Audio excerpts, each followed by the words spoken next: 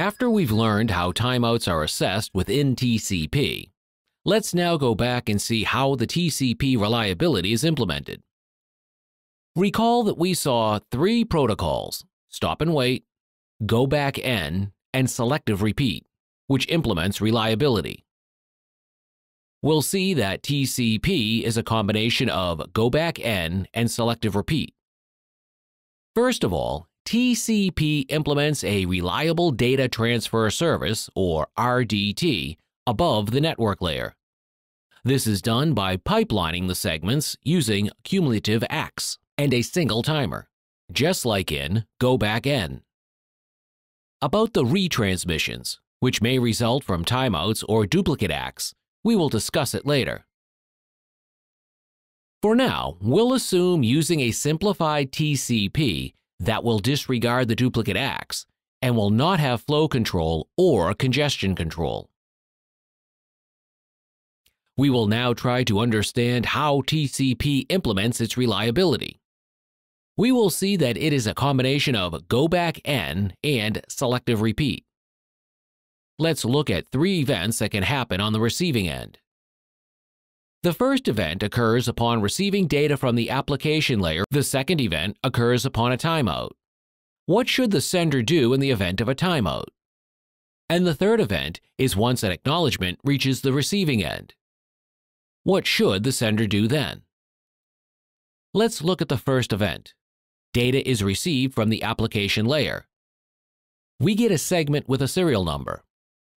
The serial number represents the number of the first byte inside the byte stream, sent from the application layer. If the timer isn't running yet, then we start it, and the timeout is calculated according to the timeout interval. In the case of timeout, there is a retransmission of the segment that caused the timeout, and the timer is restarted. In the third case, when an acknowledgement is received, we check if this ACK is for a segment that was not yet acknowledged. If so, we mark the segment as delivered. But if there are still segments that are unacked, we will continue to run the timer. So that's what's there in the sender's case in TCP. So let's look at how the sender's side implements reliability. We went over three main events, which are receiving data from the application layer, timeouts, and receiving acknowledgements.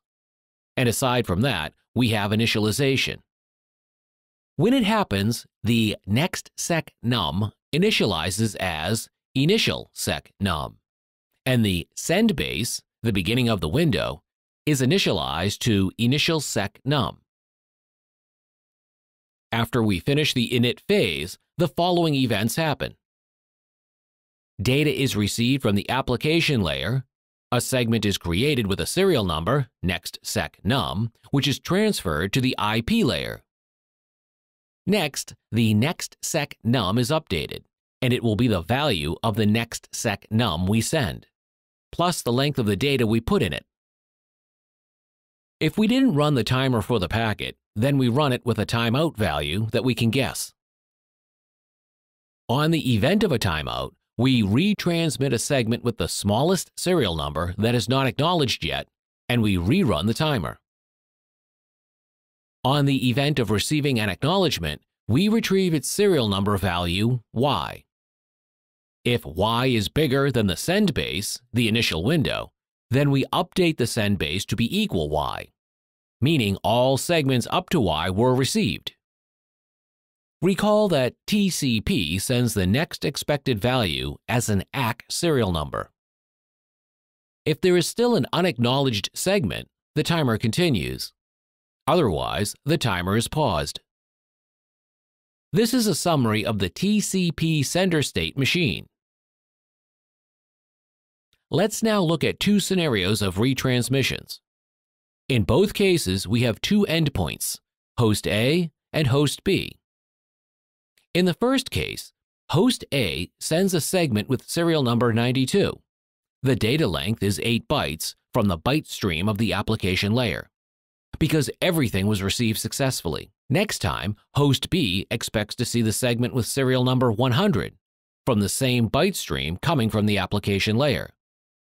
But the acknowledgement still didn't arrive and a timeout occurred.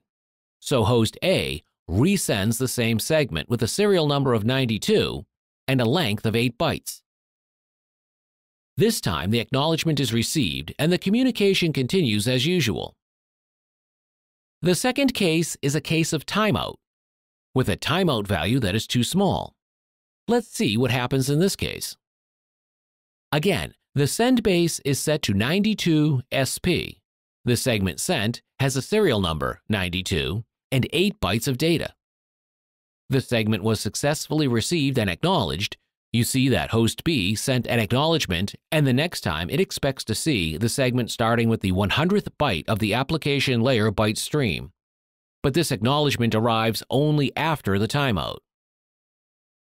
Meanwhile, host A gets a timeout event, and as a result of it, releases the packet again with the same serial number, 92, and 8 bytes of a byte stream from the application layer again. The next acknowledgement is received and the communication may continue. But pay attention to the fact that due to premature timeout, there are 2 unnecessary sendings. Let's look at another scenario of resending. This is the case of the cumulative ACK. Once again, we have a host A and a host B. Host A sends the segment with the sec_num 92 and 8 bytes of information from the application layer.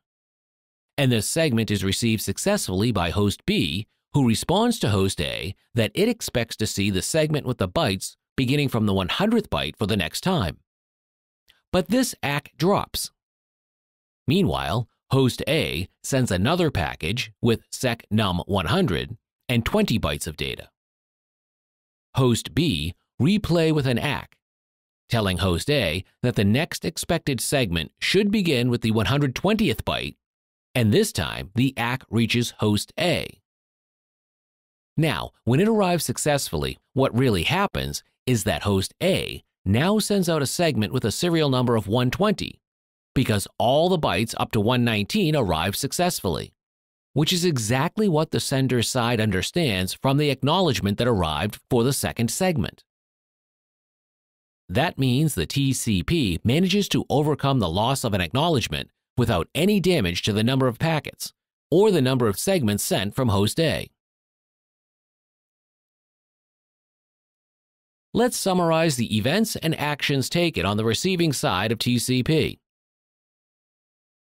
The moment the segment comes in the expected order with the expected serial number, what actually happens is that the receiving side will wait up to 500 milliseconds for the arrival of the next segment. If it doesn't arrive, an acknowledgement is sent. This is done to reduce the number of acknowledgements being sent. The next event is the arrival of the segment in the expected order with the expected serial number. But another segment has acknowledgement pending. In this case, the receiving side in TCP simply sends a cumulative acknowledgement for the 2 segments which arrived in the expected order. This is done in order to promote the sender's window on the sender's side. The next event is a segment arriving out of order with a serial number that is higher than expected, thus creating a kind of gap. A duplicate ACK is immediately sent with the expected serial number. And lastly, a segment arrives which fills the gap. In this case, an acknowledgement is sent immediately, which now gives the option to move the sliding window on the sender's end. Let's talk about optimization, which gives us the option not to wait until a TCP timeout event happens. This is done in order to improve TCP's reaction time to the loss of segments. So what really happens? The suggestion is to discover segment loss through arriving duplicate acknowledgements. Now, the sender sends multiple segments one after the other. If a segment is lost, there must have been many duplicate acknowledgements. Recall that the receiving end responds with an acknowledgement, with the byte number it expects to see next time. What happens? The TCP fast retransmit is a decision taken by the sender. If the sender receives 3 acknowledgements for the same serial number, it's called a triple duplicate ACK. so we can assume with a high probability percentage the loss happens. So the sender sends the packet again. Let's look at an example of fast retransmit. Host A sends a segment with a serial number of 92, which includes 8 bytes of data inside. Immediately afterward, the next segment with a serial number of 100 follows. A segment with serial number 92 gets to host B and is acknowledged, but the segment with serial number 100 gets lost on the way to host B. After a segment with the 100 serial number is sent, additional segments are being sent. We're talking about TCP protocol. Now you see that each time host B will respond with an acknowledgement 100, remember that TCP actually responds with the number it expects to see next time because the segment with the serial number 100 didn't arrive. It sends ACK100, ACK100, ACK100, and after 3 duplicate ACKs, you see we got a duplicate ACK, and we counted 3 times after that. The sender begins to understand that there must have been a loss of segment, and that happens immediately before the timeout. You see the reaction here is faster, and it resends the segment with the serial number 100, which is the essence of the fast retransmit, not to wait until a full timeout, and to use the triple duplicate ACK as a trigger for sending additional messages. You may wonder why 3 duplicate ACKs, and the reasoning is empirical. It became clear that if there are 3 duplicate ACKs, this is because the packet dropped, and there was no reordering on the way.